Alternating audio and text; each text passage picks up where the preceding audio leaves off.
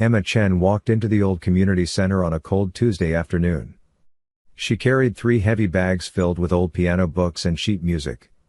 The building was old and quiet. Paint was falling off the walls. The floor made noise under her feet. She was a music teacher at Lincoln Academy, one of the best schools in Seattle. Her students came from rich families. They played expensive pianos in big houses. But Emma remembered when she was young and poor. Her first piano lessons were in a place just like this community center. That was why she came here today. She wanted to give away her old music books. Maybe some poor kid would learn piano from them. Maybe they would love music the way she did. Emma walked down the long hallway. She heard water splashing. Someone was cleaning the floor. She turned the corner and saw a man with a mop and bucket. He wore a gray uniform. His name tag said Daniel in simple letters. The man looked up and smiled. "Hello. Can I help you?" Emma lifted her heavy bags. "I'm looking for the office. I want to donate these music books." Daniel pointed down the hall. "Third door on the left. But Mrs. Kim went home early today. She'll be back tomorrow morning." Emma's shoulders dropped. She felt tired. "Oh. I can't come back tomorrow. I have classes all day." "You can leave them with me," Daniel said. "I'll make sure Mrs. Kim gets them." Emma looked at him. He seemed honest. His eyes were kind. "Okay. Thank you." She put the bags down near the wall. As she did, she noticed an old piano in the corner of the room. It sat there like a forgotten friend. Dust covered the top. Some keys were yellow with age. Emma walked toward the piano. She couldn't help herself. When she saw a piano, she always wanted to touch it. It was like meeting an old friend. "Does it work?" she asked. Daniel stopped mopping. "Yes, but it's not tuned. Nobody plays it much anymore." Emma sat on the wooden bench. It was old and scratched. She pressed one key. The sound came out wrong, too high. She pressed another. That one was too low. But still, it was a piano. She put her hands on the keys and started to play. She played a simple song first. Something easy. The piano sounded terrible, but Emma didn't care. Her fingers moved across the keys like they were dancing. She closed her eyes and forgot where she was. Then she tried something harder. It was a piece by Chopin. She learned it 2 years ago. It was beautiful but difficult. There was one part where her fingers had to move very fast. She always had trouble with that part. Emma played and played. When she reached the hard part, her fingers got confused. She stopped and tried again. Still wrong. She made a small angry sound. "The fingering is tricky there," a voice said behind her. Emma jumped. She forgot Daniel was there. She turned and looked at him.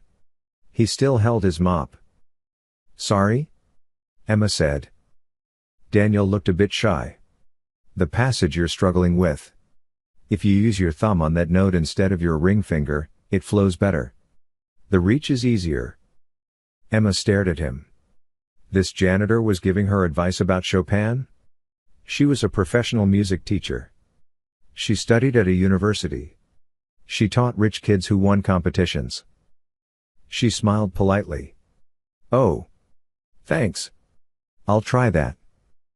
But inside, she felt annoyed. Who was this man to tell her how to play? Just because he mopped floors near a piano didn't make him a music expert. Daniel seemed to understand.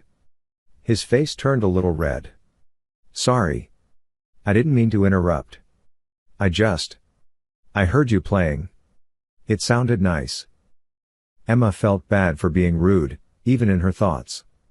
"No, it's okay. Do you play piano?" Daniel looked at the old instrument. For a moment, something strange crossed his face. It was like he was remembering something far away. Something important. "A little," he said quietly. "A long time ago." "That's nice," Emma said. She stood up from the bench. She wanted to leave now. This was getting awkward. Well, thank you for taking the music books. I should go. Of course. Have a good evening. Emma walked toward the door. She picked up her empty bags. As she reached the exit, she looked back one more time. Daniel was mopping again? But he wasn't looking at the floor. He was looking at the piano. That night, Emma sat in her apartment. It was a nice place. Modern and clean. Very different from the old community center. She made tea and sat by the window.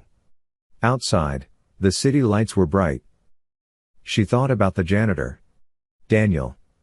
Something about him was strange. When he talked about the fingering in the Chopin piece, he sounded like he really knew. His eyes had a look that she recognized. It was the look of someone who understood music deeply. But that was silly, she told herself. He was a janitor. A nice man who probably played piano as a hobby when he was young. Lots of people learned piano as kids and then quit. Emma picked up her phone. She had 3 messages from her mother. All of them were about Richard. Richard was a man her mother wanted her to marry. He worked at a bank and made lots of money. He wore expensive suits. Her mother loved him. Emma liked Richard. But she didn't love him. Not really. He was safe. He was boring. He never surprised her. She put her phone down without answering. She thought about the old piano again. About the dust on the top. About the broken sound it made. About Daniel's sad eyes when he looked at it. She wondered what his story was. But she probably would never know. She probably would never see him again. Emma was wrong about that. The next 3 weeks were busy. Emma taught classes every day. She graded papers at night. She went to faculty meetings.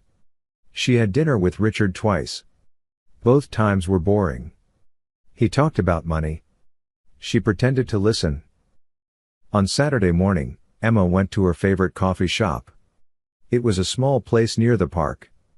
They made good coffee and the chairs were comfortable. She always went there to grade papers on weekends. She walked in and ordered her usual drink. Then she found her favorite table by the window. She sat down and opened her bag. She pulled out papers and her red pen. Emma? She looked up. Standing 3 feet away was Daniel. He wasn't wearing his gray uniform. He wore jeans and a simple blue shirt. He looked different. Younger somehow. Daniel, she said, surprised. Hi. I'm sorry to bother you, he said. I just recognized you. I come here sometimes. Oh. That's okay. It's a good coffee shop. Daniel smiled. Yes. The best. There was a moment of silence. Emma didn't know what to say. Should she invite him to sit? That seemed too personal. Should she just say goodbye? That seemed rude. Well, I'll let you work, Daniel said, noticing her papers. Have a good day. You too. He walked away. Emma watched him order coffee at the counter. She felt strange. What were the chances of seeing him here? Seattle was a big city. She tried to focus on grading papers. But her eyes kept moving to where Daniel sat. He had a book. He was reading quietly. He looked peaceful. Emma shook her head and went back to work. Just a coincidence, she told herself. Nothing more. But it wasn't the last time she would see him. In fact, it was just the beginning. 2 days after seeing Daniel at the coffee shop, Emma saw him again. This time it was at the grocery store. She was buying vegetables when she noticed him in the next aisle. He was reading the label on a soup can. Daniel? She said. He looked up and smiled. Emma. Hello again. This is strange, Emma said. We keep meeting. Daniel laughed. Seattle is big, but sometimes small too. They talked for a few minutes about nothing important. The weather. The price of food. Then they said goodbye and went different ways. Emma pushed her cart and thought it was very strange indeed. The next week, Emma volunteered at a charity event. The event was at a hospital. Volunteers were serving food to sick children. Emma did this once a month. It made her feel good to help. She was cutting a cake when she saw a familiar face. Daniel was there. He wore a volunteer shirt and was making balloon animals for the kids. He was very good at it. The children were laughing and clapping. Emma walked over. "Are you following me?" she asked, but she was smiling. Daniel looked genuinely surprised. "You volunteer here too?" "I've been coming here for 2 years." Emma felt silly. "Oh. I'm sorry. I just thought." "Never mind." "It's okay," Daniel said. He made a balloon dog and gave it to a little girl. "Maybe we're just meant to keep meeting." Emma didn't know what to say to that. She went back to cutting cake. But she kept watching Daniel. He was so gentle with the children. So patient. One little boy was crying, and Daniel sat with him for 20 minutes until he felt better. Richard never volunteered anywhere. He said he was too busy making money. The following Saturday, Emma taught a special class. It was called Music for Everyone. It was a free class for adults who wanted to learn about classical music. Emma taught it at the community college. She didn't get paid much, but she loved doing it.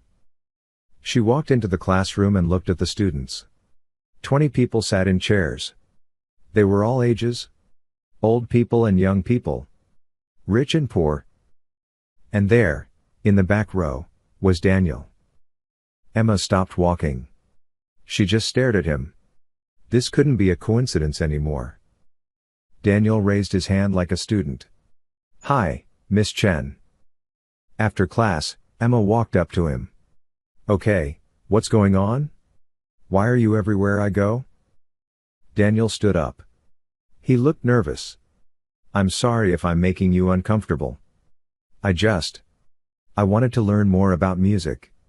And you're a great teacher." "But my class? The hospital? The coffee shop?" "The hospital and coffee shop were real coincidences," Daniel said. "I really do go there. But yes, I signed up for your class on purpose. I saw the flyer at the community center." Emma crossed her arms. "Why?" Daniel took a breath. "Because I think you're interesting. And kind. And I wanted to know you better." Emma didn't expect such an honest answer. Most men played games. They pretended. But Daniel just said what he felt. "I have a boyfriend," Emma said. It wasn't exactly true. Richard was. Something. But not really a boyfriend. "Okay," Daniel said. "I'm not trying to cause trouble. I just enjoy being around you. Even if we're just friends." Emma didn't know what to feel. Part of her was annoyed. Part of her was flattered. A small part of her was curious about this strange janitor who kept appearing in her life. "Fine," she said. "You can come to the class. But no more surprises." Daniel smiled. No more surprises. But Emma started seeing him everywhere anyway. At the library where she returned books. At the park where she jogged. At another charity event for homeless people. Every time, Daniel was kind and respectful. He never pushed. He never made her uncomfortable. He just was there. Emma's friends started to notice. Her best friend, Lisa, said he was either very romantic or very creepy. "He's a janitor who's following you around," Lisa said over lunch.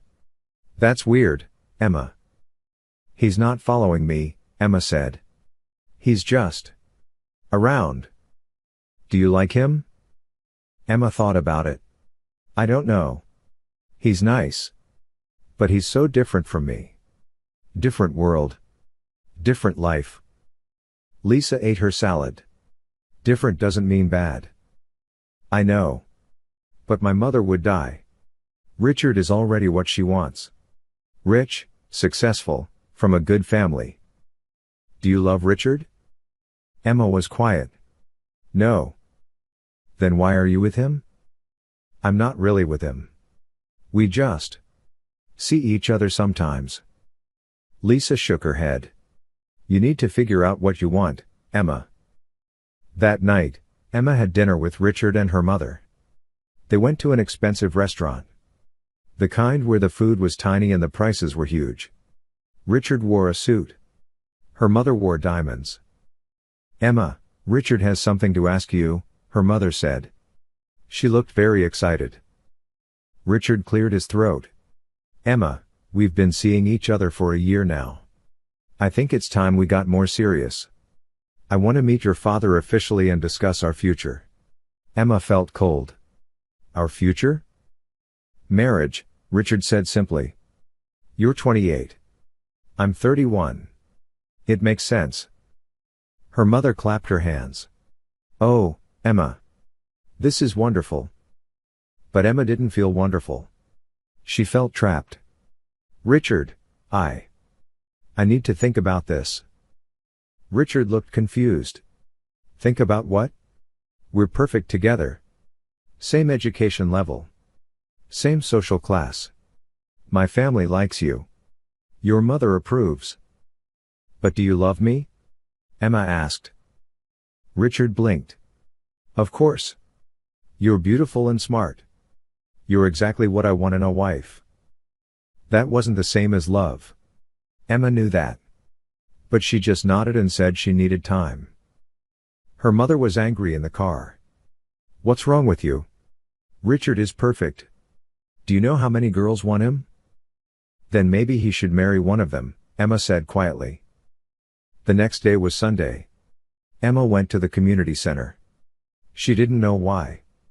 She just felt like going there. Maybe to return more music books. Maybe just to think. She walked down the familiar hallway. It was quiet. Sunday was Daniel's day off, probably. The piano sat alone in the corner. Emma sat down at the bench. She played for an hour. The piano still sounded terrible. But she didn't care. Something about this broken old piano made her feel free. You play beautifully, even on a broken instrument. Emma jumped. Daniel stood in the doorway. He wore casual clothes. You scared me. I thought you had the day off. I do, Daniel said. I just came to fix something. I heard the piano and wondered who it was. Emma made room on the bench. Want to sit? Daniel looked surprised but sat down next to her. They sat in silence for a moment. Why do you work here? Emma asked. As a janitor, I mean. You seem like you could do more. Daniel looked at his hands. Sometimes doing more isn't the point. Sometimes just doing something honest is enough. That's a strange answer. I'm a strange person. Emma laughed. Yes, you are. You show up everywhere. You take my classes. You make balloon animals. And you give advice about Chopin. Daniel smiled. That bothered you, didn't it? When I suggested the fingering? Yes, Emma admitted. I thought you were just a janitor who didn't know anything. And now? Now I think you're a janitor who knows more than he shows. Daniel was quiet. Then he said, Can I try something? What? He put his hands on the piano keys. And he started to play. Not a simple song. Not an easy tune. He played Beethoven's Moonlight Sonata. Third movement. One of the hardest pieces ever written. And he played it perfectly. Emma's mouth fell open. His fingers flew across the keys. They moved so fast they were almost invisible. The broken piano sang under his hands. Even with the bad tuning, the music was incredible. When he finished, Emma couldn't speak. I told you I played a little, Daniel said softly. A little? Emma's voice was high. That was professional level. Better than professional. That was. I practiced a lot when I was younger. Emma stood up. Who are you? Really? Daniel looked at her. His eyes were sad. Just a man who used to play piano. That's all. No. Nobody plays like that from just practice. You have to tell me. Maybe someday, Daniel said. But not today. Emma felt frustrated. This man was a mystery. Every time she thought she understood him, he surprised her. You're very annoying, she said. Daniel laughed. So I've been told. They sat in silence again. Finally, Emma said, Richard wants to marry me. The boyfriend? Yes. Do you want to marry him? No. Then don't. It's not that simple. My family wants it. It makes sense on paper. He's successful and stable. Daniel played a single note on the piano. Middle C. Music that makes sense on paper doesn't always sound good when you play it. Emma knew he was right. I'm scared. Of what? Of choosing wrong. Of disappointing people. Of being alone. Daniel looked at her. You won't be alone. You have yourself. That's enough. Emma felt tears in her eyes. She didn't know why. Maybe because nobody ever told her that before. Everyone always said she needed someone. Needed to marry. Needed to settle down. Thank you, she whispered. They sat there until the sun started to set. Then Emma stood up. I should go. Emma, Daniel said. Can I ask you something? Yes. He took a breath. If I could play piano well enough to move you to tears, would you marry me? Emma laughed. She thought he was joking. Sure. If you can play well enough to make me cry, I'll marry you. Daniel didn't laugh. I'm serious. Emma stopped smiling. Daniel, I barely know you. You're a janitor. I'm a music teacher from a rich family. We're from different worlds. But if I could prove myself through music? If I could show you who I really am? Emma felt strange. This was crazy. But she said, fine. You want to impress me? Play piano so beautifully that I cry. Do that, and I'll marry you. She said it like a challenge. Like a joke. She never thought he would actually try. Daniel stood up. He looked right into her eyes. Give me 3 months. What? 3 months. I need to prepare. Then I'll play for you. And if you cry, you marry me. Emma realized he was completely serious. Daniel, I was kidding. You don't have to. I want to, he said. This is important to me. Please. Emma didn't know what to say.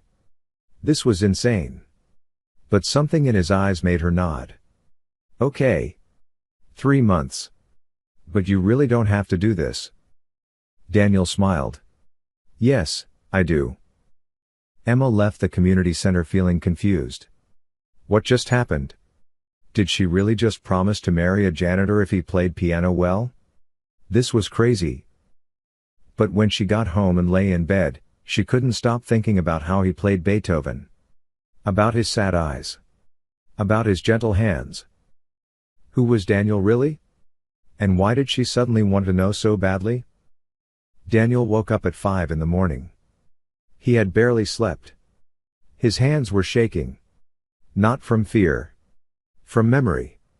He looked at his fingers in the dim light. These hands used to be famous once. He got out of bed and walked to the bathroom. He looked at himself in the mirror. Brown hair that needed cutting. A tired face. Simple clothes. Nobody would recognize him now. That was the point. Daniel made coffee and sat by the window. Outside, Seattle was still dark. He thought about Emma's challenge. 3 months to make her cry with his music. She said it like a joke. But Daniel heard it like a prayer. A chance to become himself again. He needed to remember who he was. Even if it hurt. Daniel's real name was Daniel Constantine. Not many people knew that name now. But 12 years ago, everyone knew it. He was called the next Mozart. The next Beethoven. The future of classical piano. His parents discovered his talent when he was 5. He was playing songs on a toy piano. Not simple songs. Complex pieces he heard just once on the radio. His mother cried. His father called newspapers. By age 7, Daniel was studying with famous teachers. By age 10, he won every competition he entered. By age 12, he played at Carnegie Hall in New York. The audience gave him a standing ovation for 10 minutes. Critics wrote that they witnessed history. Daniel remembered that night. He wore a small tuxedo. The piano was huge. His feet barely reached the pedals. But when he played, none of that mattered. The music poured out of him like water from a spring. Natural. Effortless. Perfect. Everyone said he was blessed. Gifted by God. Destined for greatness. Nobody asked if he was happy. By age 16, Daniel was touring the world. Tokyo. London. Paris. Vienna. Every city looked the same from hotel rooms. Every concert hall had the same smell. Every audience had the same hungry eyes. His manager was a man named Victor Cross. Victor was smart and mean. He controlled everything. What Daniel played. Where he went. Who he talked to. Victor said it was for Daniel's own good. To protect his talent. To build his career. Daniel's parents believed Victor. They took the money and let Victor decide everything. Daniel was just a boy. What could he say? By age 20, Daniel was exhausted. He played 300 concerts a year. He practiced 8 hours a day. He had no friends. No life. Just piano and travel and perform. Again and again and again. People called him a legend. But legends aren't people. They're stories. And Daniel was disappearing inside his own story. Then he met Isabella. She was a violinist. Beautiful and talented. She played with the same orchestra as Daniel in Rome. They talked after the concert. She made him laugh. He hadn't laughed in years. They started meeting in secret. Victor didn't allow relationships. Bad for the image, he said. But Daniel didn't care anymore. Isabella made him feel human again. Like more than just hands on a piano.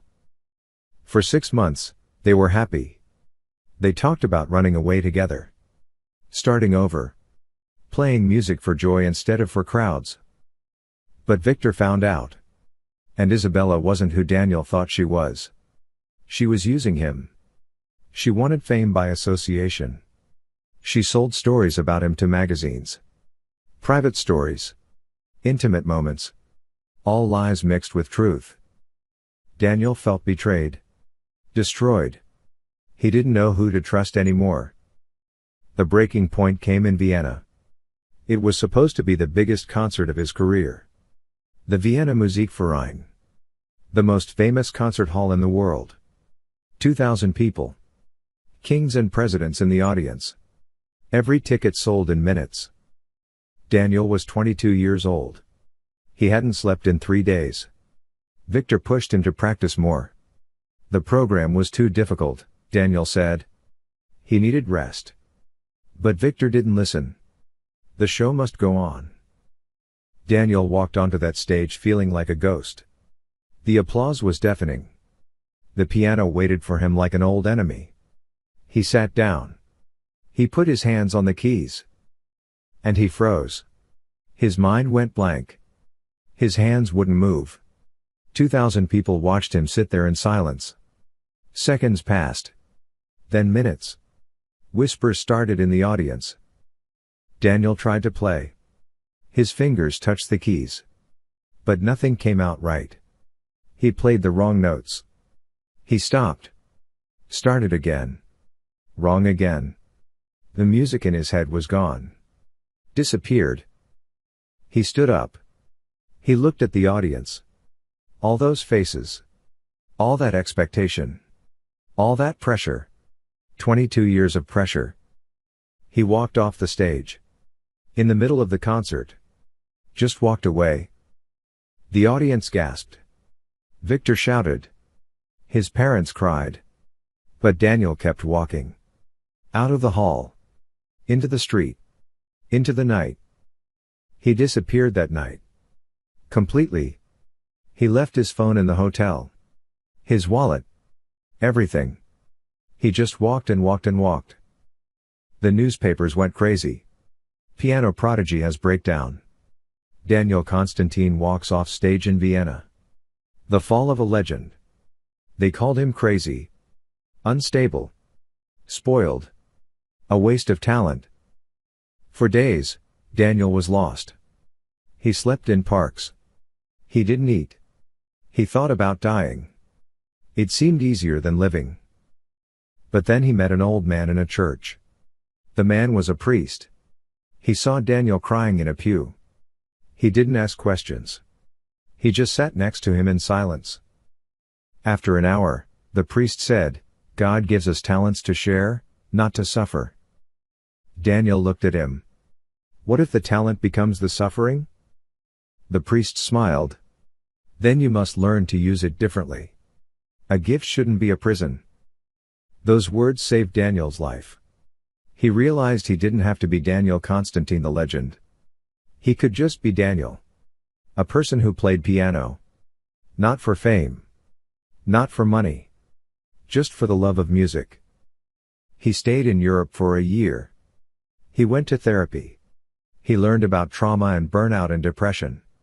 He learned that what happened to him wasn't failure. It was survival. Then he came to America.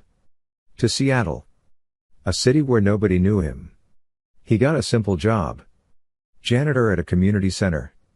He lived in a small apartment. He had no piano at first. He didn't want one. For 2 years, he didn't play a single note. Every time he saw a piano, he felt sick. His therapist said it was normal. The instrument represented everything that hurt him. But slowly, carefully, he started to heal. He volunteered. He helped people. He lived a quiet, normal life. He made a few friends who knew nothing about classical music. And then one day, he walked past the piano at the community center. He didn't feel sick. He felt curious. Like seeing an old friend after a long fight. He touched one key. Middle C. The note rang out in the empty room. And Daniel cried.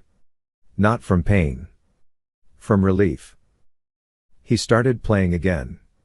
Just a little. Just for himself. Late at night when nobody was there. Simple songs at first. Then harder pieces. The muscle memory came back. His fingers remembered what his mind tried to forget. Music could be beautiful again. It could be healing. It didn't have to be performance. It didn't have to be perfect. It could just be honest. Then Emma walked into his life. This proud music teacher with kind eyes. This woman who played piano like she was talking to an old friend. She reminded him why he fell in love with music in the first place. When she made that challenge, play well enough to make her cry, Daniel heard it like a call. A chance to play again. Not for crowds. Not for critics. Just for one person. For someone who might understand. He had 3 months. 3 months to prepare. Not just the music. But himself. Could he sit at a piano in front of people again? Could he perform without breaking? His therapist said it was risky. You've come so far, Daniel. Don't push yourself too hard. But Daniel felt ready. Maybe not for the world. But for Emma. For this one woman who challenged him without knowing who he was. Daniel went to the community center that night. He sat at the old broken piano. He started to practice. His fingers moved across the keys. Slowly at first. Then faster. The muscle memory was still there. The talent never left. It just got buried under fear. Mrs. Kim found him there at midnight. She was the director of the community center. An old Korean woman with sharp eyes and a kind heart. You play beautifully, she said. Daniel stopped. Thank you. Mrs. Kim came closer. She looked at his hands. Then at his face. I know who you are. Daniel's heart stopped. What? Daniel Constantine. I saw you play in San Francisco. 10 years ago. You were magnificent. Daniel wanted to run. To hide. But Mrs. Kim put her hand on his shoulder. Don't worry. I won't tell anyone. I understand why you're here. How? Daniel whispered. Because I see you every day. You're not running from music? You're learning to love it again. She smiled. This girl. Emma. She's special to you? Daniel nodded. Then play for her. Not as Daniel Constantine. As Daniel. The man who cleans floors and makes balloon animals and has a good heart. Mrs. Kim patted his shoulder. That's who she needs to see. After she left, Daniel sat in the dark. Mrs. Kim was right. He couldn't play as the old Daniel Constantine. That man was dead. Or at least sleeping. He had to play as himself now. As the person he became after everything broke and slowly healed. Could that be enough? Could honest music from a broken person move someone to tears? Daniel didn't know. But he had 3 months to find out. He practiced every night. He chose his pieces carefully. Not the flashy ones he used to play. Not the pieces meant to impress. He chose music that told a story. His story. Loss and pain and hope and healing. Some nights his hands shook too much to play. Some nights the memories came back too strong. But he kept going. Because this wasn't about proving he could still play. It was about proving he could still feel. Emma came to the community center sometimes. She didn't know he was there at night. She would play the old piano during the day. Daniel watched her from shadows. The way she closed her eyes when she played. The way she smiled when she got a passage right. The way she frowned when she messed up. She was beautiful. Not just her face. Her spirit. She loved music the way he used to love it. Pure and simple and true. Daniel wanted to give her a gift. The gift of seeing someone play from their soul. Not from their ego. Not from their training. From the deepest place inside. Could he do it? Could he sit at a piano in front of people after 5 years of hiding? Could he play without breaking apart? The answer was simple. For Emma, he had to try. 3 months suddenly didn't seem like enough time. The news spread quickly through the community center. Daniel the janitor was going to play piano for Emma the music teacher. And if he played well enough, she promised to marry him. It started with Mrs. Kim. She told one person. That person told 2 more. Those 2 told everyone they knew. Within a week, the whole neighborhood was talking about it. Did you hear? The janitor thinks he can make her cry with piano music. That poor man. He's going to embarrass himself. I think it's romantic. Like a fairy tale. It's crazy. She's a professional teacher. He cleans floors. Emma heard the gossip everywhere she went. At the grocery store. At her coffee shop. Even at the academy where she taught. One of her students asked, Miss Chen, is it true you're going to marry a janitor? Emma's face turned red. No. It was just a joke. He took it too seriously. But inside, she felt guilty. She tried to find Daniel several times. To tell him he didn't need to do this. That she was sorry for making such a stupid challenge. But Daniel avoided her. He left notes with Mrs. Kim. Please don't worry. I want to do this. Just give me the 3 months I asked for. Emma didn't understand. Why was this so important to him? It was just a silly promise. She barely knew him. Why would he work so hard for someone like her? Her mother heard the gossip too. She called Emma every day. Is this true? Are you really going to marry a janitor if he plays piano? Mom, it's not like that. It was a joke. Well, it's not funny. People are talking. Richard heard about it. He's very upset. Emma felt tired. Richard doesn't own me. No, but he wants to marry you. And you're making him look like a fool. I'm making him look like a fool? He's the one who proposed without even saying he loves me. Her mother was quiet. Then she said, "Love comes later, Emma. Security comes first." Emma hung up. She was so tired of that logic. Tired of being told what made sense. What was proper. What was right. The next day, Richard came to her apartment. He didn't call first. He just showed up with flowers and a serious face. "Emma, we need to talk about this janitor situation." Emma let him in. She didn't want the neighbors to hear. "There's no situation, Richard. It's just gossip." "But is it true? Did you promise to marry him?" Emma sat down. "I said something stupid as a joke." He took it seriously. "That's all." Richard looked relieved. "Good. Because I was worried. You've been acting strange lately. Distant. Maybe because we don't really know each other, Richard. We just go to nice restaurants and talk about nothing important." "That's what dating is, Emma." "No. That's what wasting time is." Richard frowned. "What do you want from me? I have a good job. A good family. I treat you well. What more is there?" Emma looked at him. Really looked at him. He was handsome. Successful. Kind in his own way. But there was no fire in his eyes. No passion. No mystery. "I want someone who surprises me," Emma said quietly. "Someone who makes me feel alive." "And a janitor does that?" "I don't know. Maybe. Or maybe I just want to believe someone cares enough to try." Richard stood up. "I care about you, Emma. But do you love me? Really love me?" Richard was quiet for a long time. Finally, he said, "I'm not good with words like that. But I want to marry you. Isn't that enough?" "No," Emma said. "It's not." Richard left angry. Emma sat alone in her apartment.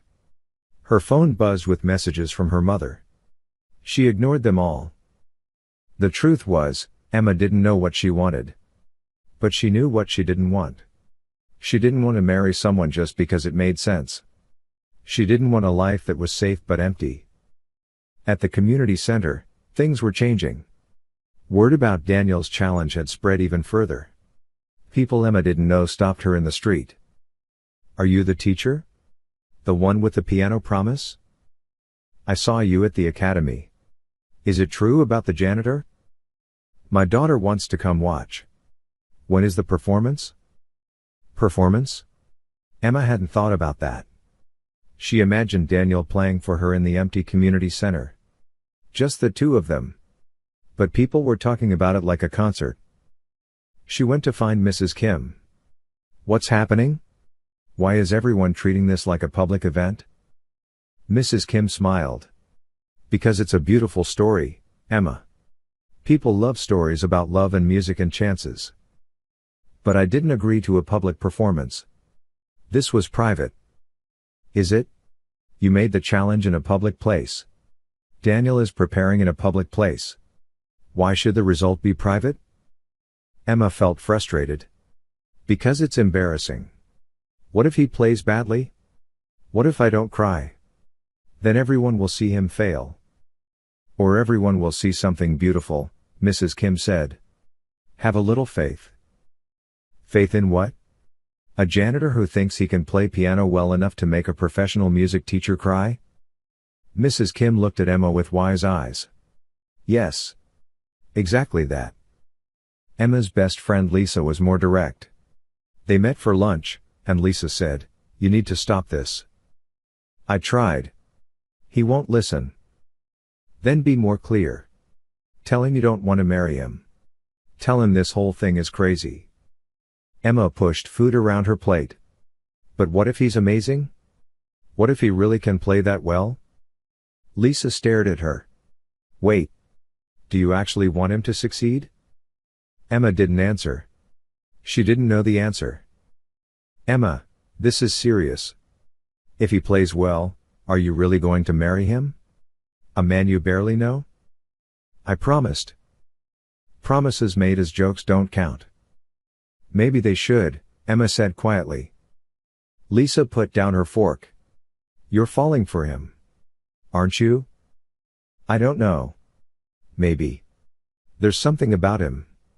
Something mysterious and sad and real. He's a janitor, Emma. You're a music teacher from a wealthy family. This is Romeo and Juliet. It ends badly. Maybe. But at least it's interesting. At the academy, Emma's colleagues were less kind. The other teachers whispered when she walked by. Some of them laughed. One teacher, an older woman named Professor White, pulled Emma aside. My dear, people are talking. This situation with the janitor is reflecting poorly on the academy. How? This has nothing to do with the academy. But you teach here. Our reputation is connected to yours. We can't have our faculty making foolish promises to working-class men. Emma felt anger rise in her chest. What's wrong with working-class men? Professor White looked shocked. Nothing, of course. But there are appropriate matches and inappropriate ones.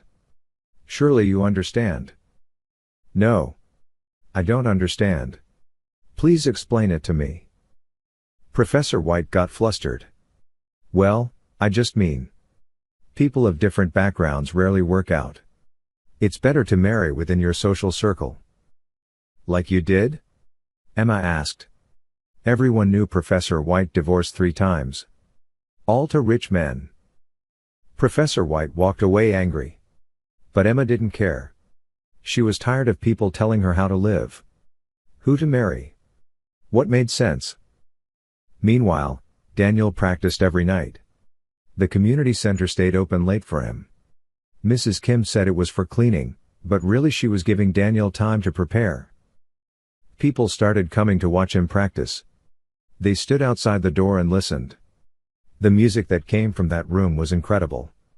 Powerful and emotional and perfect. The rumors changed. People stopped saying Daniel would embarrass himself. They started saying he must be a professional. Maybe he studied music before. Maybe he was famous once. Daniel heard the whispers. He knew his secret was in danger. But he couldn't stop now. He made a promise to Emma. More than that, he made a promise to himself. To prove he could play again without breaking. His therapist was worried. Daniel, this is a lot of pressure. Are you sure you're ready? No. But I have to try. What if you freeze again? Like in Vienna? Daniel had thought about that every day. The possibility that he would sit at the piano and his hands would refuse to move. That the fear would come back. That he would break in front of Emma and everyone else. Then I break, Daniel said. But at least I tried. His therapist nodded. That's brave. But please, be careful with your heart. Too late, Daniel said. I already gave it away. 2 weeks before the performance, Emma went back to the community center. She waited until late, when she knew Daniel would be practicing. She stood outside the door and listened. He was playing Rachmaninoff. One of the hardest composers. The music was so beautiful it hurt. Emma felt tears on her face. She was crying, and he hadn't even played for her yet. She pushed the door open.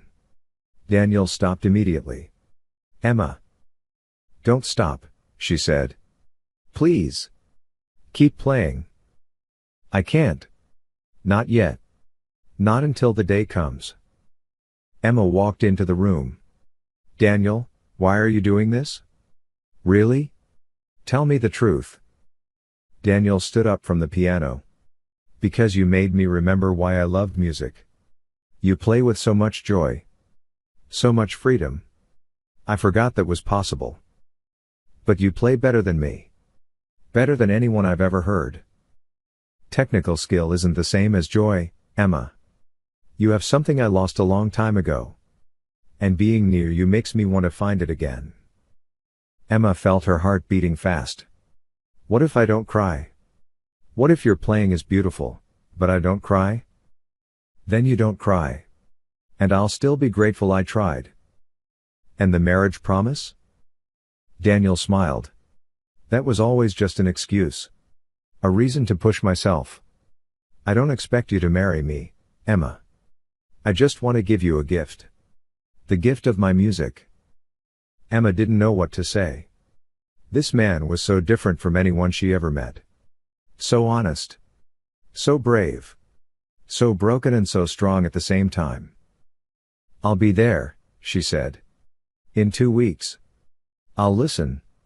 And if I cry, we'll figure out what that means. Daniel nodded. That's all I ask. Emma left feeling like her whole world was shifting.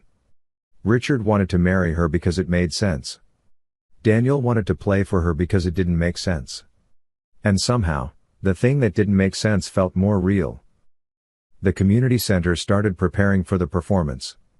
Mrs. Kim called every contact she had. She arranged for a beautiful grand piano to be brought in. She set up chairs for an audience. She printed flyers. The event was scheduled for Saturday night. 7 o'clock. Everyone was invited. Free admission. Emma's mother found out and called in a panic. You can't go, Emma. People from the academy will be there. Richard might go. This will be humiliating. Maybe, Emma said. Or maybe it will be beautiful. You're throwing your life away for a janitor. I'm not throwing anything away, Mom. I'm just listening to someone play piano. That's all. But it wasn't all. Both Emma and Daniel knew it. And so did everyone else who bought into their story. This performance was more than music. It was a test. Of courage. Of love.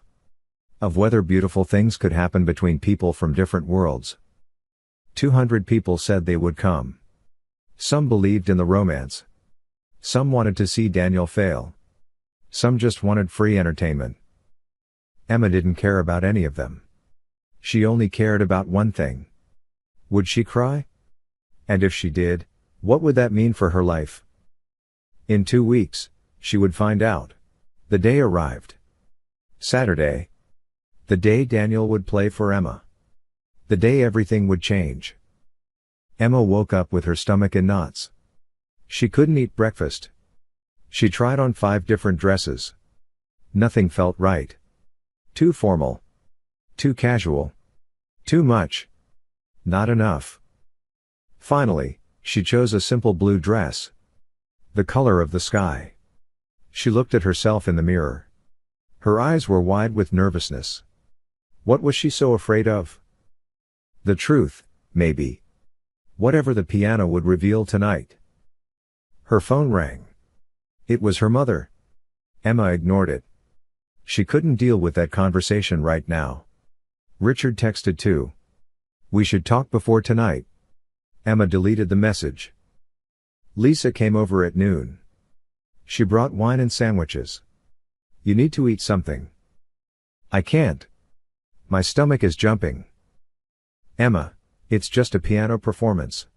You've been to thousands. This one is different. Lisa sat down next to her. What do you want to happen tonight? Emma thought about it. I want him to be good. Really good. I want to understand who he is. And if he is good? If you do cry? Then I have a decision to make. About marrying him? Emma nodded. I made a promise. Promises made in jokes don't have to be kept. Maybe they're the most important ones to keep, Emma said. At the community center, Daniel was trying not to panic. His hands were shaking. Not badly, but enough to notice. He kept opening and closing his fingers, trying to make them steady. Mrs. Kim found him backstage. There was no real backstage, just a storage room behind the main hall. But that's where Daniel was hiding. How are you feeling? She asked. Terrified. Mrs. Kim smiled. Good. That means it matters. What if I freeze? Like last time? Then you freeze. And we'll help you. But I don't think you will. Do you know why? Why?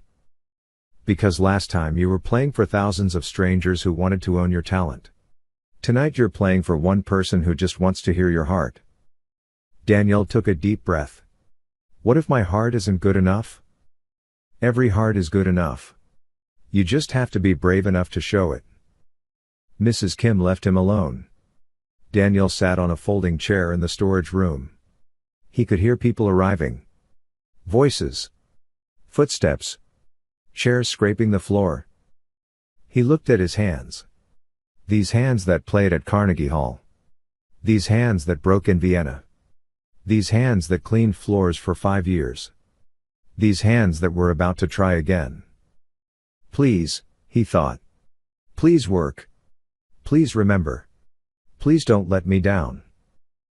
By 6:30, the community center was packed. Over 200 people filled every chair. More stood against the walls. Some sat on the floor. The room was hot from all the bodies. Everyone was talking, waiting, wondering. Emma arrived at 6:45.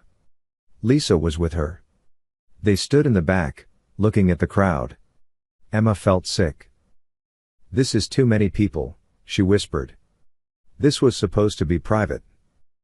Too late now, Lisa said. Emma saw people from the academy. Professor White was there, looking disapproving. Some of Emma's students came with their parents. Emma saw Richard near the front. He saw her too. He didn't smile. Just stared. Her mother was there too. Sitting with Richard. Her face said everything.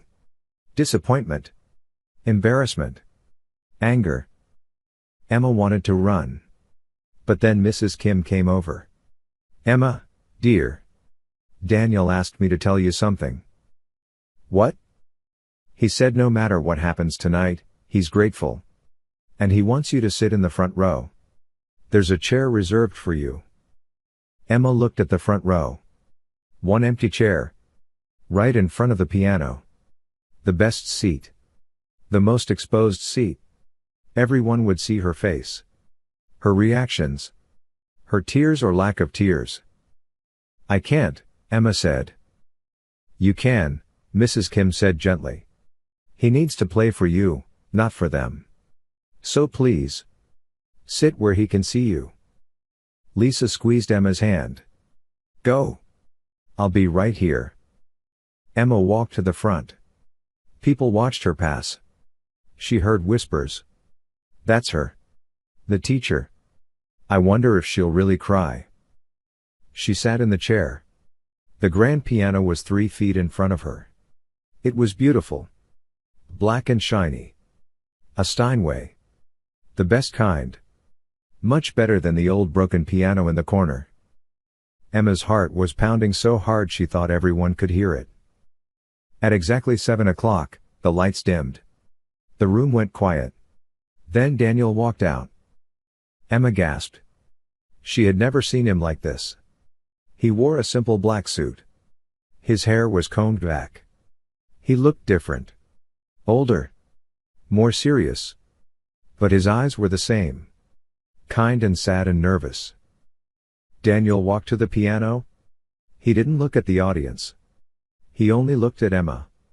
He sat down on the bench. He adjusted it slightly. He put his hands on the keys but didn't press down yet. Then he spoke. His voice was quiet but clear. I'm going to play 3 pieces tonight. The first is by Debussy. The second is by Rachmaninoff. The third is something I wrote myself. I dedicate all of them to Emma. Thank you for listening. That was all he said. Then he put his fingers on the keys and began. The first notes of Clair de Lune filled the room. Soft. Gentle. Like moonlight on water. Daniel played with such tenderness that Emma forgot to breathe. This wasn't just good playing. This was something else. Something beyond technique. Every note had feeling. Every phrase told a story. The music moved like poetry. Like a whisper. Like a prayer. Emma watched Daniel's hands. They moved so smoothly. So naturally. Like the piano was part of his body. His eyes were closed. His face was peaceful. He wasn't performing. He was sharing. The room was completely silent. 200 people holding their breath. Even the people who came to mock him were caught in the spell. Emma felt something wet on her cheek. She touched it. A tear. Already. But he wasn't done yet. The Debussy ended with one soft note that hung in the air. For 3 seconds, nobody moved. Then Daniel began the Rachmaninoff. This piece was different. Powerful. Passionate. His hands flew across the keys. The music crashed like waves. Then pulled back like the tide. Loud, then soft. Fast, then slow. Daniel's whole body moved with the music. His shoulders. His back. Everything. Emma had heard this piece 100 times. She taught it to advanced students. But she had never heard it like this. Daniel wasn't just playing notes. He was living them. Suffering them. Celebrating them. More tears came. Emma didn't try to stop them. She let them fall. This was what music should be. This was what she forgot. Music wasn't about being perfect. It was about being honest. The Rachmaninoff ended with a chord that shook the room. People wanted to clap. But Daniel didn't pause. He went straight into the third piece. His own composition. This was the most beautiful of all. It started with one hand playing a simple melody. Sad and lonely. The left hand joined in. Now the melody had support. Harmony. The music grew. It got more complex. More colors. More voices. Emma understood what he was saying. The music told his story. Loneliness. Pain. Then finding something good. Someone good. The melody changed. It became hopeful. Then joyful. Then almost overwhelmed. Then peaceful. The music spoke what words couldn't say. I was broken. I am still broken. But maybe broken things can still be beautiful. Emma was crying fully now. Not just tears. She was sobbing. Her whole body shook. This wasn't just about the music. It was about Daniel. About his courage. About a man who could have stayed hidden forever but chose to be brave for her. The final note faded away. Silence filled the room. Daniel opened his eyes. He looked at Emma. He saw her tears. For a long moment, they just looked at each other. The whole world disappeared. 200 people didn't exist. Just Emma and Daniel. Just a question and an answer. Then the room exploded. Everyone stood up at once. The applause was like thunder. People shouted. Some were crying too. Not just Emma. Half the room had tears on their faces. Bravo! Someone yelled. Incredible! Who is he?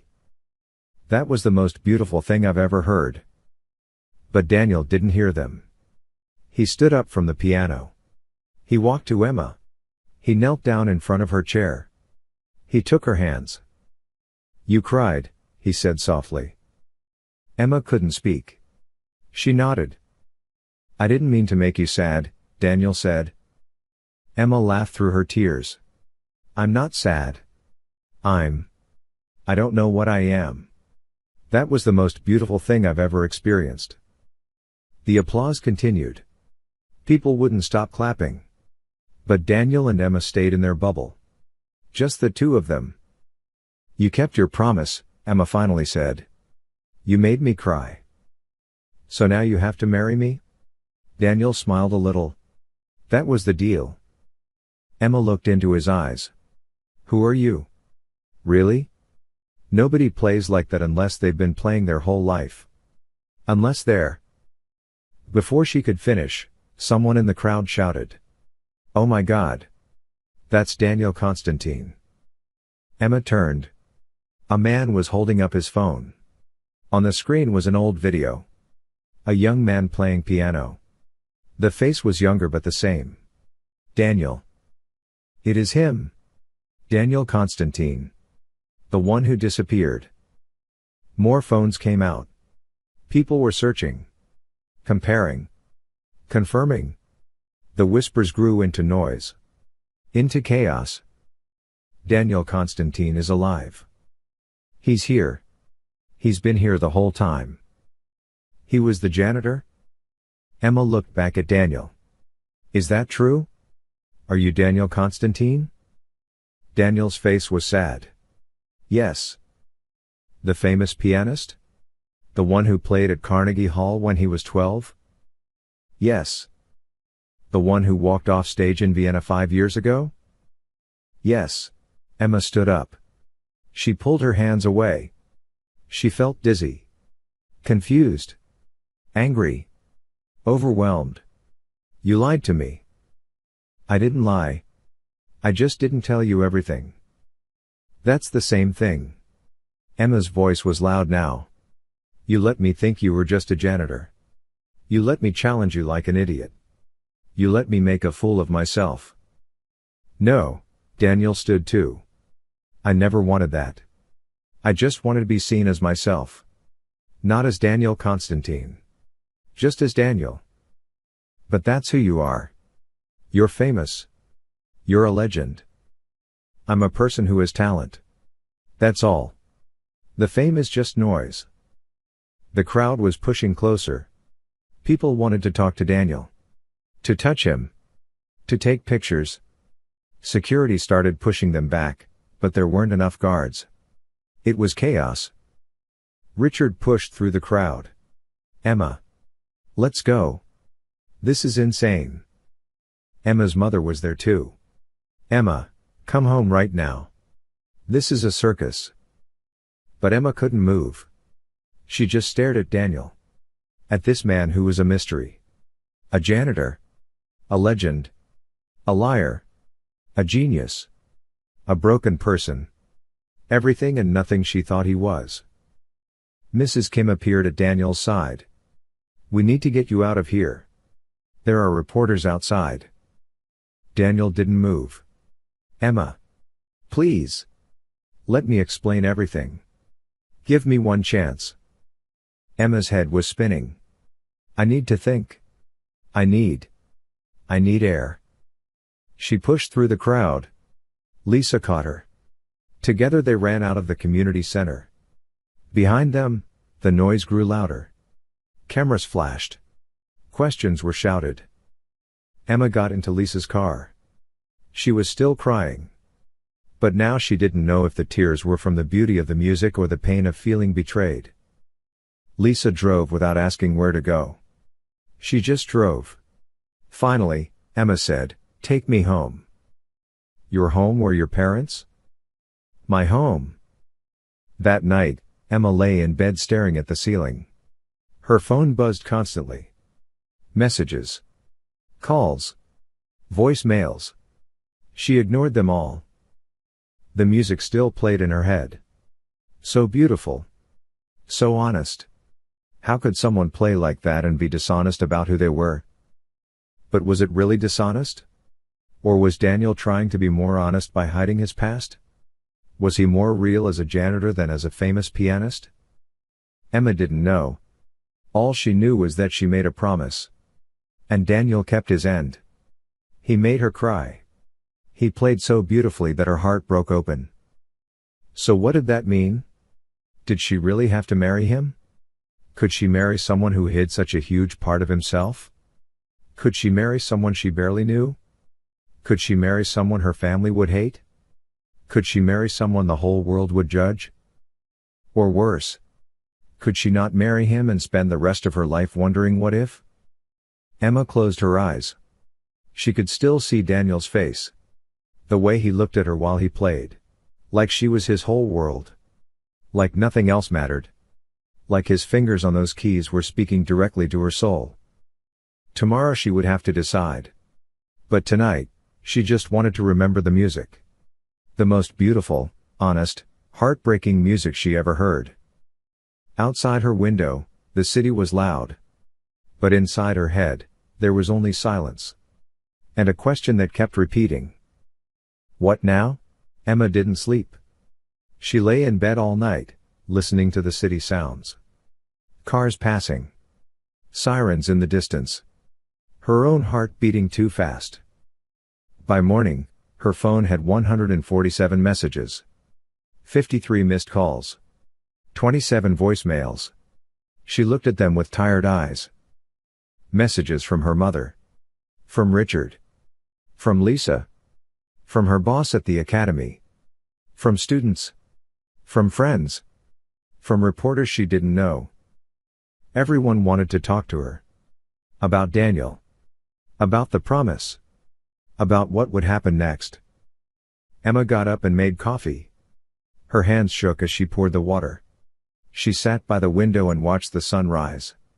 The sky turned from black to gray to pink to blue. A whole new day. She opened her laptop. She needed to know the truth. Who was Daniel Constantine really? The search results were endless. Hundreds of articles. Videos. Interviews. Photos. Emma clicked on the first link. Daniel Constantine, the prodigy who vanished. She read. Then she watched videos.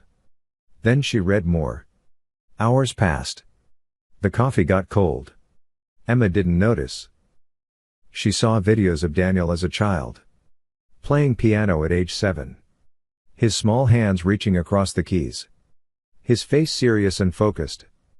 The audience gasping. Grown men and women crying at the beauty of a child's playing. She saw him at 12. The famous Carnegie Hall performance. He wore a tiny tuxedo. His feet didn't touch the floor properly. But when he played, he became something else. Something not quite human. Pure music in a boy's body. She saw him at 16. Touring the world. Tokyo. London. Paris. Always alone. Always tired looking. Always with that serious face. She saw him at 20. Interviews where he barely spoke. Awards he didn't seem happy to receive. Photos where his eyes looked empty. Then she found the Vienna video. The one everyone talked about. Daniel walking on stage. Sitting at the piano. The silence that followed. The wrong notes. His face going white. Then him standing up and walking away. Emma watched it 3 times. She could see it in his face. The exact moment he broke.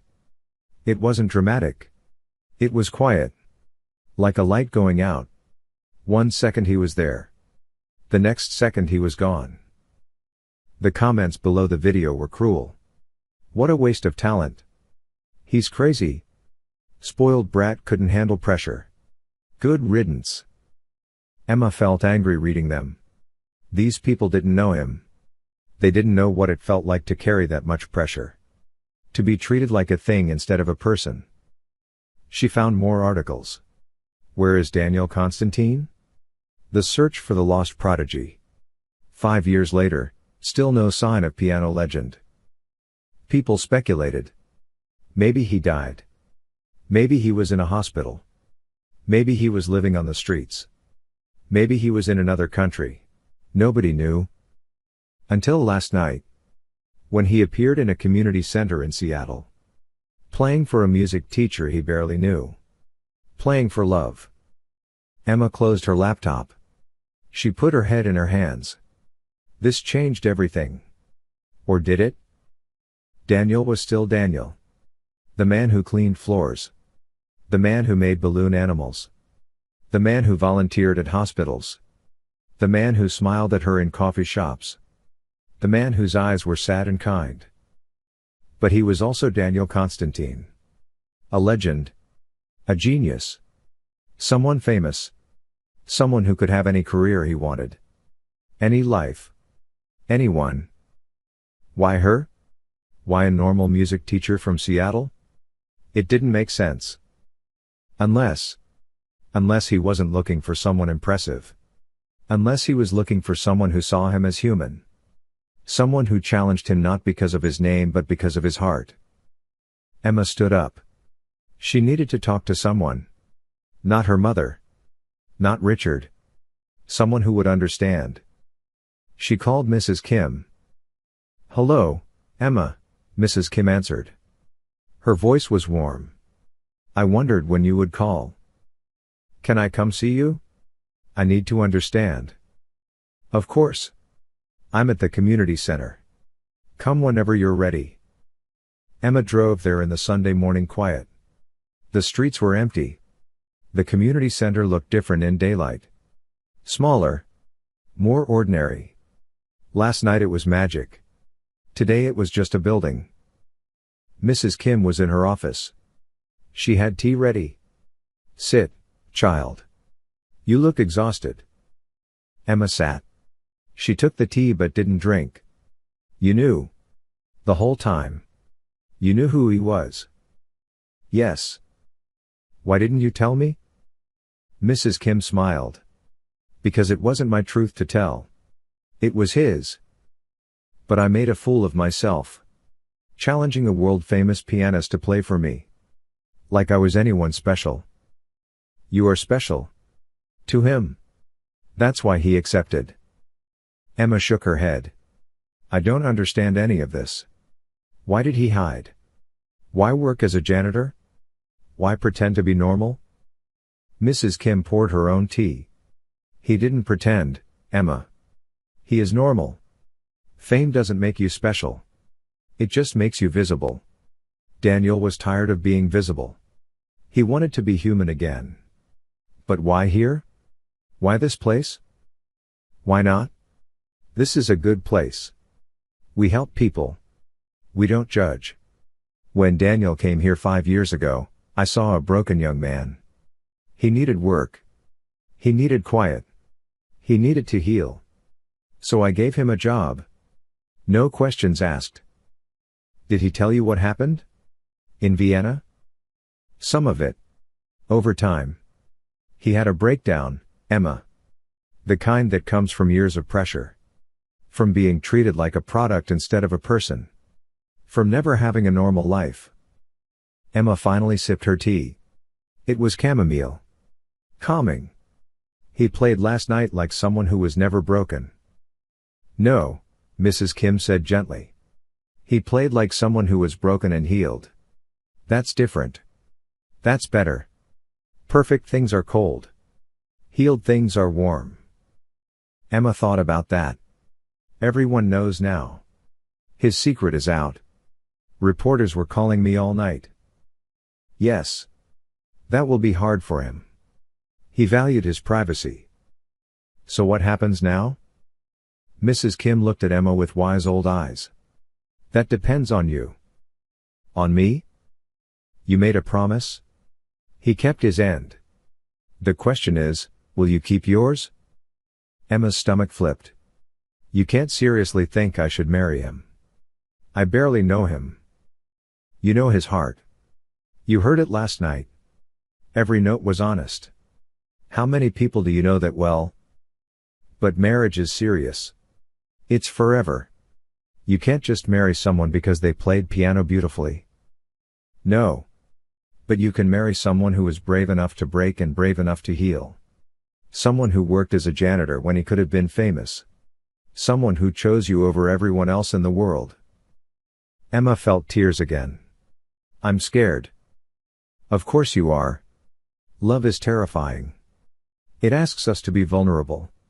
To trust. To risk everything for something we can't control. What if it doesn't work? What if we're too different?" Mrs. Kim stood up. "Come with me." She led Emma out of the office. Down the hallway. To the room with the piano. The old broken piano was still there.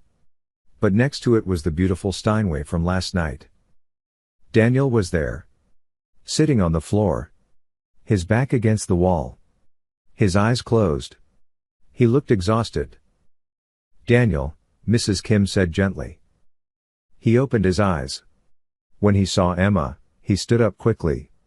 "Emma. I'm sorry. I'm so sorry. Mrs. Kim left them alone. Closed the door behind her. Emma and Daniel stood 10 feet apart. Not touching. Not moving. I should have told you, Daniel said. His voice was rough. Like he'd been crying. From the beginning. I should have been honest. Why weren't you? Because I liked how you saw me. As just Daniel. Not as Daniel Constantine. Not as the prodigy. Not as the legend. Just as a man. Nobody has looked at me that way in years. Emma took a step closer. You let me challenge you. You let me act like I was better than you. You never acted like that. You were just confident. I liked that about you. You knew your worth. So many people in my life told me my worth based on my talent. You didn't care about my talent. You cared about my character. I do care about your talent, Daniel. That performance last night was the most beautiful thing I've ever heard. Daniel looked down. It was honest. Maybe too honest. I put everything into it. All my pain. All my hope. All my feelings about you. Your feelings about me? He looked up. His eyes were red. I'm in love with you, Emma. I have been since the first day I saw you play that broken piano. You reminded me why music matters. Why life matters. You woke something in me that was sleeping. Emma felt her heart racing. Daniel, we barely know each other. I know. I'm not asking you to marry me. Not really. That promise was just an excuse. A way to push myself to play again. To face my fears. You don't owe me anything. But I made a promise? Promises made in jokes aren't binding. Maybe they should be, Emma said. The same words she said to Lisa. Daniel stepped closer.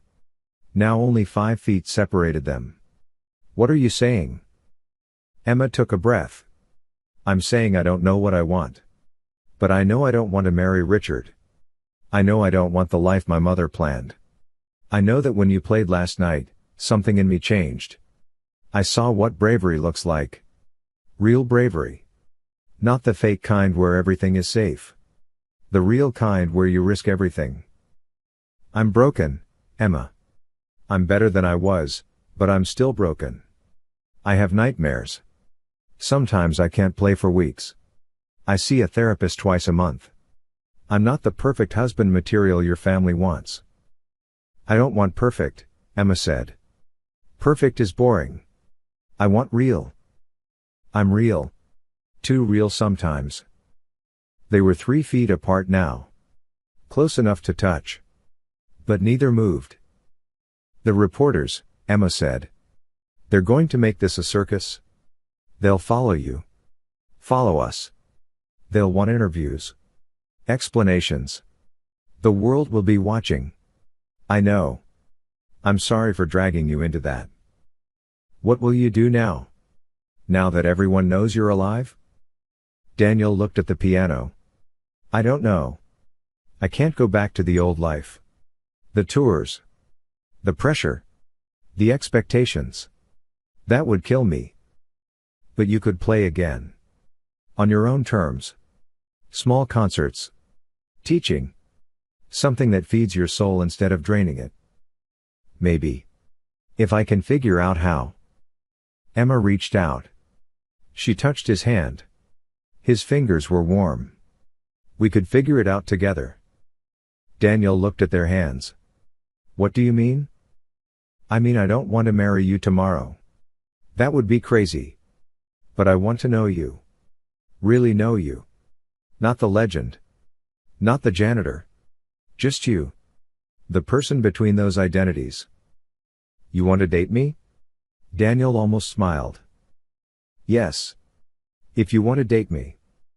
Emma, I've wanted that since the first moment I saw you. They stood there holding hands. It wasn't romantic like in movies.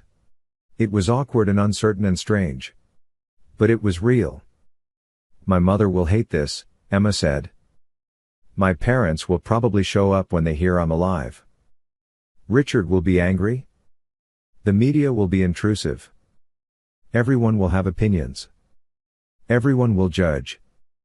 They looked at each other. Then they both started laughing. Nervous laughter. Scared laughter. But also hopeful laughter. So we're doing this? Emma asked. We're doing this, Daniel said. Emma took a breath. Okay. But I have conditions. Anything. First, complete honesty. No more secrets. No more hiding important things. Agreed. Second, we go slow. I'm not marrying you because of a promise. If we get married someday, it will be because we choose it. Together. Agreed. Third, you have to meet my family properly. And I have to meet yours if they show up. No avoiding the hard stuff. Daniel squeezed her hand. Agreed. Do you have a fourth condition? Emma thought about it. Yes. You have to teach me to play like you do. Daniel smiled. Really smiled. The first real smile Emma had seen on his face. I can't teach you to play like me. But I can help you play like you. Even better than you do now. Deal. They shook hands like business partners. Then they laughed at how ridiculous that was. Here they were, making deals about a relationship that might not work. In a community center. After the strangest 3 months of their lives. But somehow it felt right. Not perfect. Not easy. But real and honest and brave. Outside, the world was waiting. Reporters. Family. Friends. Questions. Judgments. The future was uncertain and probably difficult.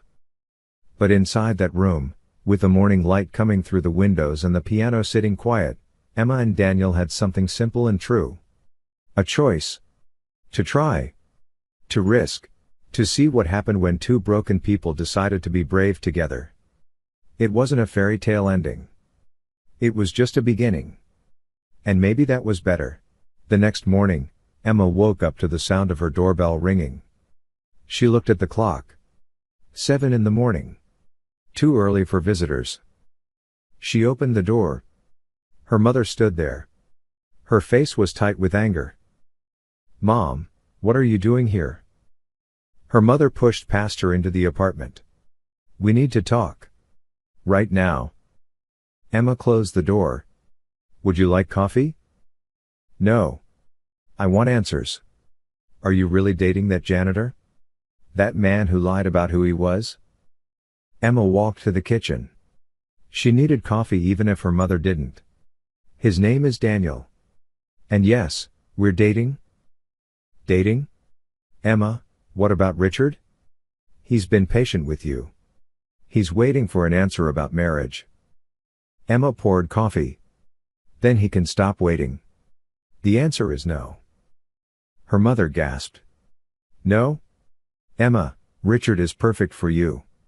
He has money, status, a good family. What does this janitor have? He has a heart, Mom. And honesty. And courage. Things that matter more than money. You can't eat courage, Emma. You need security. Stability. Richard can give you that. Emma turned to face her mother. Did you love Dad when you married him? Her mother looked surprised. What kind of question is that? A simple one. Did you love him? Or did you marry him because he was safe? Her mother's face softened. Then hardened again. Love comes later. After marriage. After building a life together. No, Mom. Sometimes it doesn't come at all. I've watched you and Dad for 28 years. You're roommates. Not lovers. Not partners. Just two people who share a house. That's not fair. Maybe not. But it's true. And I don't want that life. I want something real. Even if it's messy. Even if it's hard. Her mother sat down. She suddenly looked old. Tired. I just want you to be safe, Emma. The world is hard. Love doesn't pay bills. Emma sat next to her. I know you're scared for me. But I have to choose my own path. Even if it's different from yours. What if it doesn't work? What if this janitor breaks your heart? Then he breaks my heart. And I'll survive. Just like you survived. Just like everyone survives. Her mother was quiet for a long time. Then she said, Richard's family will be upset. They've been planning an engagement. Let them be upset. They'll survive too. Her mother stood up. I can't support this, Emma. Not yet. Maybe not ever. But you're an adult. You have to make your own mistakes. After her mother left, Emma felt empty. She knew this would be hard. But hearing her mother say she couldn't support her hurt more than expected. Her phone rang. It was Richard. Emma, we need to talk face to face. Richard, I think we've said everything already. Please. Just meet me for coffee. One last time. I deserve that. Emma agreed. They met at a neutral coffee shop. Not Emma's favorite place. Somewhere with no memories.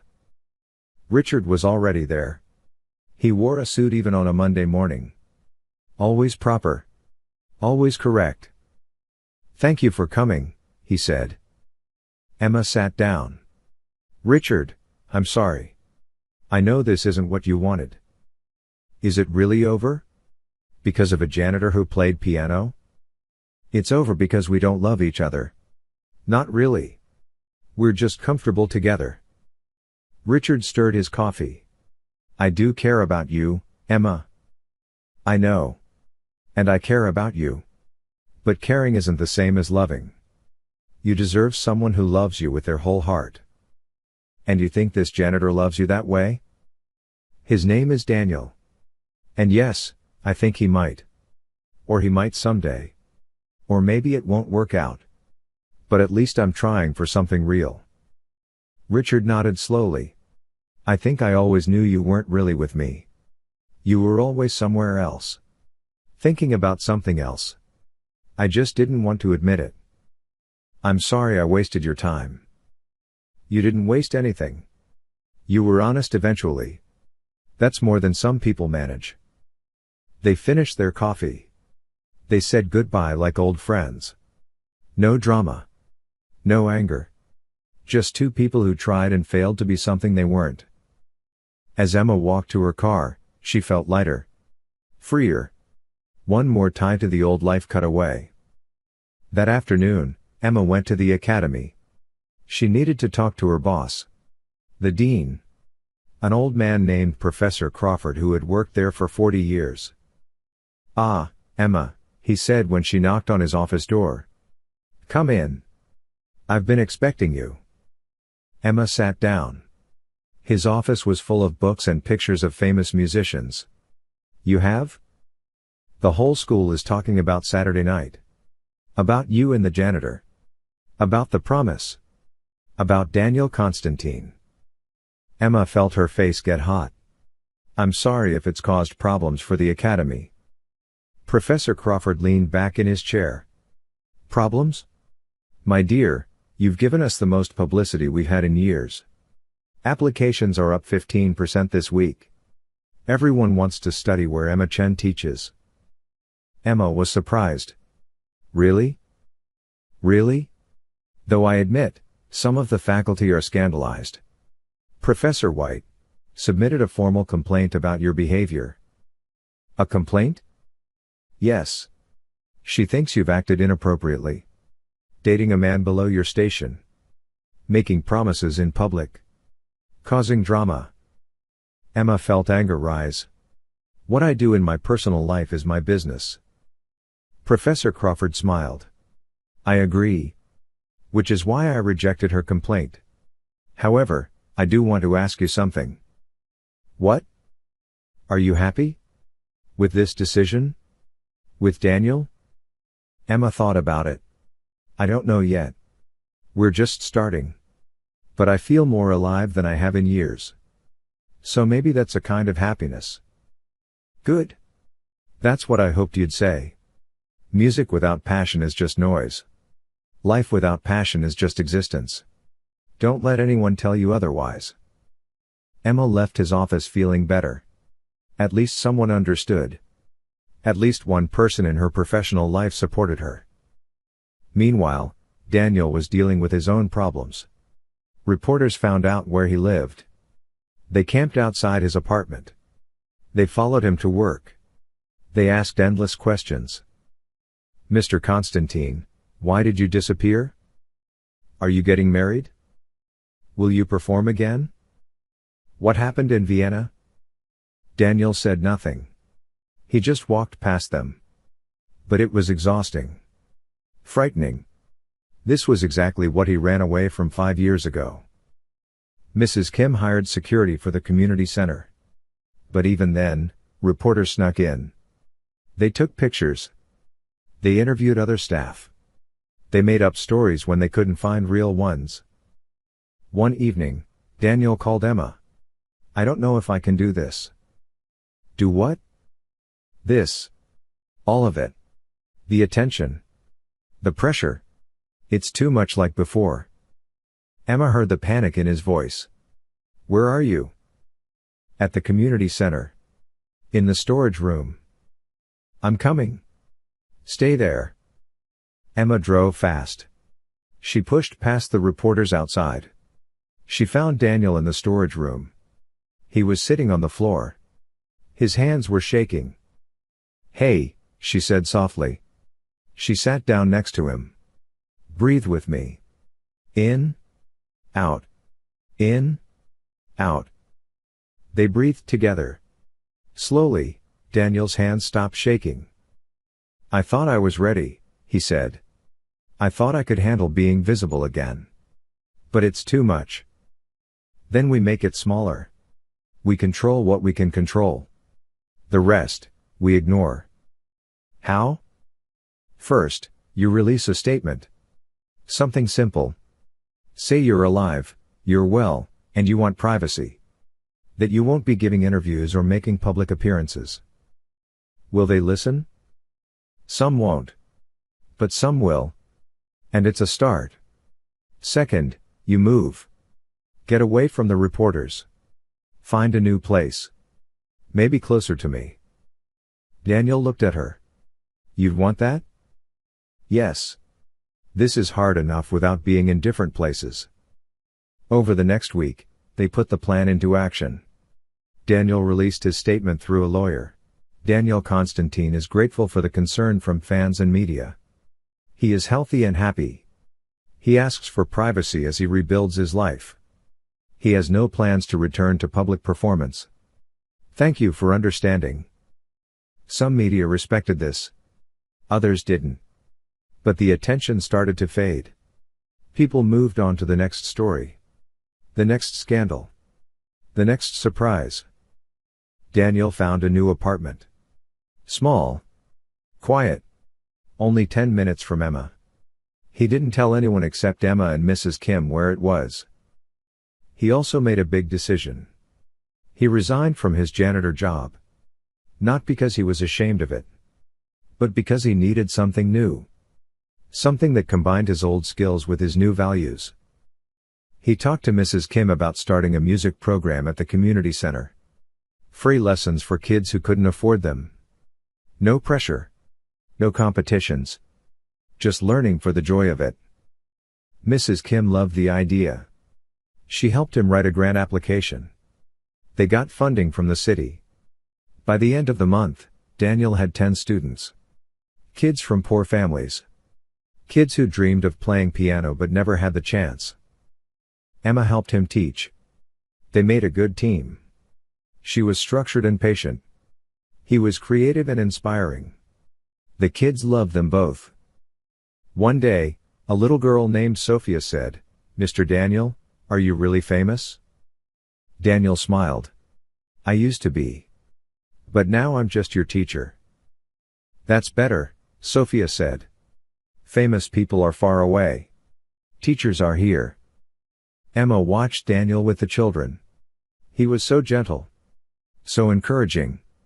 When a kid played the wrong notes, he didn't correct them harshly. He said, "That was brave. Let's try again together." This was who Daniel was meant to be. Not a performing legend. Not a product. Just a teacher. A guide. A person who shared his gift without losing himself. Emma's relationship with her family stayed difficult. Her mother called once a week. The conversations were short and cold. Her father didn't call at all. But Emma accepted this. Maybe someday they would understand. Maybe they never would. Either way, she had to live her own life. 6 months passed. Emma and Daniel dated properly. They went to movies. Cooked dinner together. Took walks in the park. Talked for hours about everything and nothing. They fought sometimes. About small things. About big things. Emma was stubborn. Daniel was sensitive. But they learned to communicate. To compromise. To apologize when they were wrong. Emma discovered Daniel's nightmares. Sometimes he woke up sweating, reliving Vienna. She learned to hold him. To remind him where he was. That he was safe. Daniel discovered Emma's insecurities. She worried she wasn't talented enough. Pretty enough. Good enough. He learned to reassure her. To show her the beauty he saw in her. They learned each other's favorite things. Emma loved Thai food and old movies. Daniel loved hiking and mystery novels. They tried new things together. Some they loved. Some they didn't. But they tried. One evening, they were cooking dinner in Daniel's apartment. Emma was chopping vegetables. Daniel was making sauce. Music played in the background. Not classical. Just simple folk music.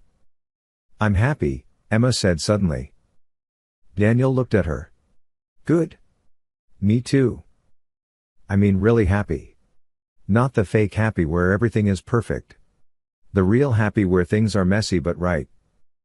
Daniel put down his spoon. He walked over to her. He put his hands on her face. "I love you, Emma Chen." Emma smiled. "I love you too, Daniel Constantine. Or just Daniel. Or whoever you are.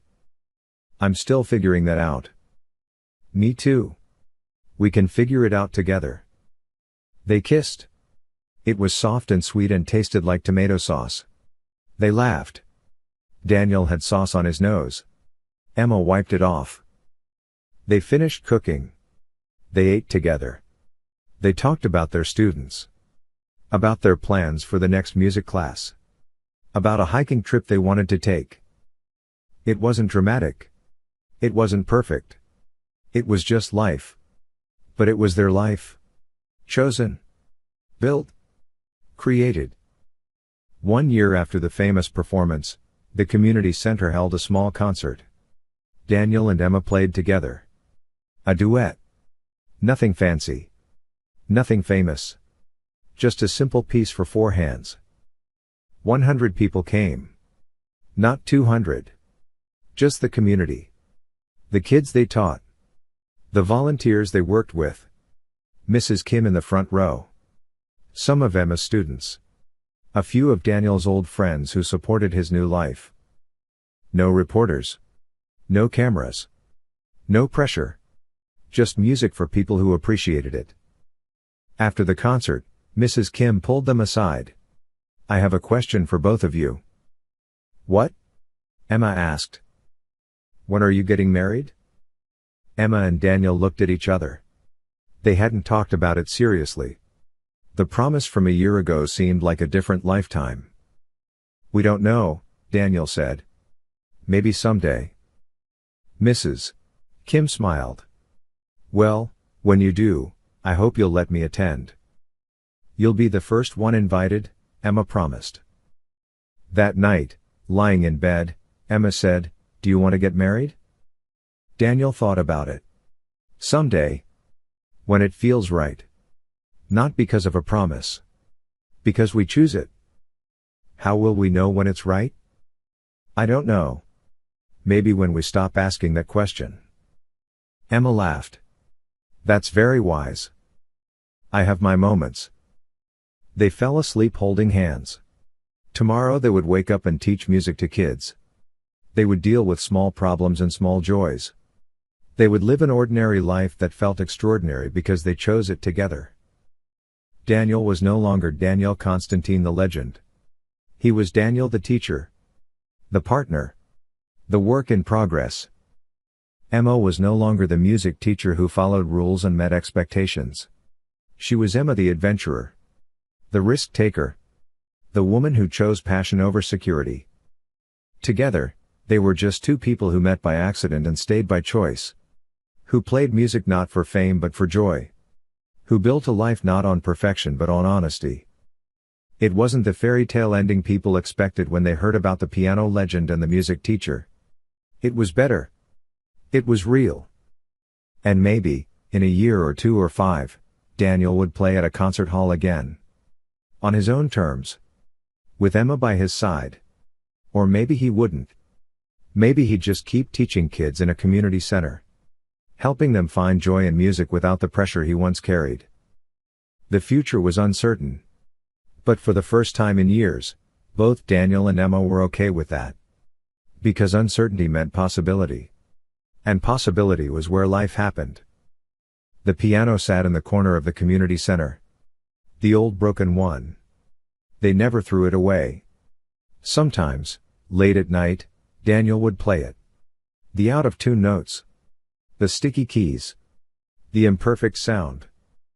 And Emma would listen. And smile. Because that broken piano was where their story started. Where a janitor who was really a legend met a teacher who was really an adventurer. Where two people brave enough to be broken found a way to be whole together. That was enough. More than enough. It was everything.